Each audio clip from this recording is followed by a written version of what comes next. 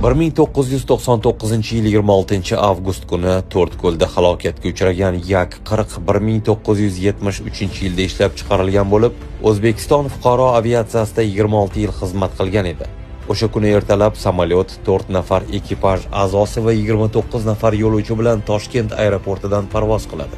To'rtko'l shahriga yetib borguncha Yak-40da hech qanday texnik muammo kelib chiqmaydi.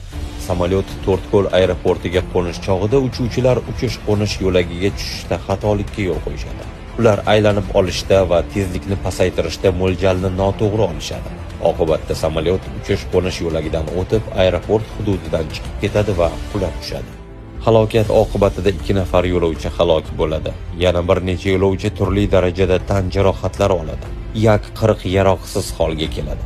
Hodisadan ko'p o'tmay To'rtko'l aeroporti ham o'z faoliyatini to'xtatadi.